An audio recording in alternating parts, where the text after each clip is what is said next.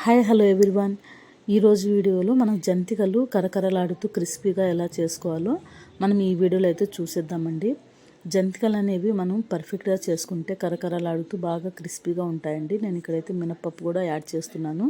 So నేను ఇక్కడ 1 cup of ఊరద్దాలు తీసుకున్నానండి. 1 కప్ అంటే మినపప్పు 1 కప్ తీసుకున్నాను అనమాట. 1 కప్ తీసుకొని వీటిని 2 అవర్స్ లేదా 3 అవర్స్ నానబెట్టి ఒక 3 విజిల్స్ వచ్చే వరకు మనం దీన్ని పెట్టాలండి. 3 విజిల్స్ తర్వాత మనకు ఆ మినపప్పు అనేది బాగా ఉడికిపోయి ఉంటాయి.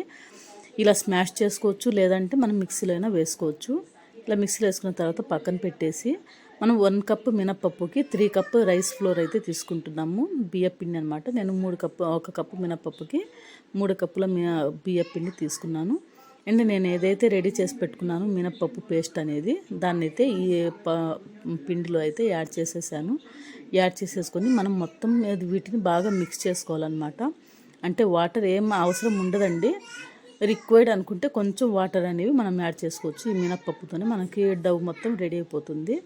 సో చాలా మినపప్పు ఇలా మిక్స్ చేయడం వల్ల చాలా టేస్ట్గా చాలా కరకరలాడుతూ ఉంటాయి అన్నమాట జంతికలు అనేవి. సో మీరు కూడా ఒకసారి ట్రై చేసి చూడండి. సో చెప్పాను కదండి, రిక్వైర్డ్ అనుకుంటే మనకి కొంచెం వాటర్ వేసేసుకొని మనము యాడ్ చేసుకోవచ్చు అనమాట.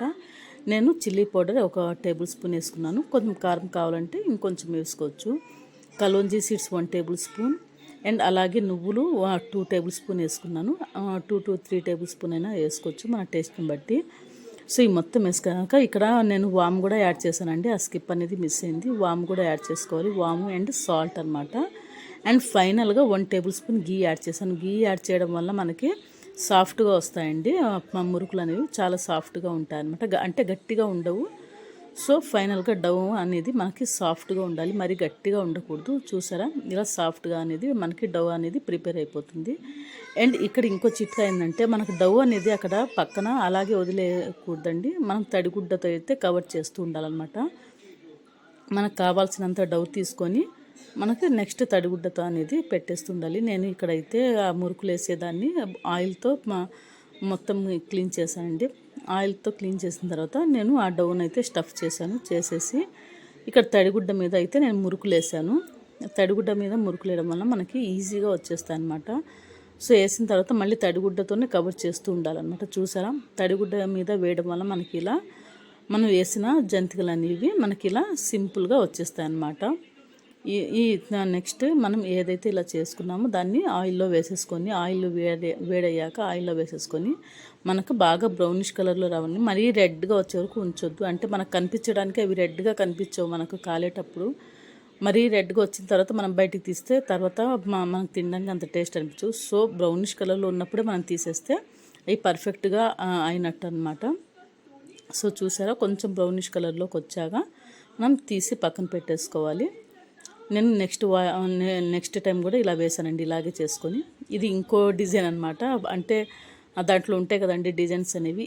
నేను ఇక్కడ ఇది ట్రై చేస్తుందంటే, ఇంత సన్నగా వేసుకోవాలంటే కలోంజి నువ్వులు అలాంటివి ఏమి వేసుకోకూడదండి. నాకు ఇది రాలేదు, ఎందుకంటే అవి నువ్వులు కలోంజి అనేవి అడ్డం పడుతున్నాయి అనమాట మరి అంత సన్నగా వాటికి. సో అదైతే నేను వేయలేదు.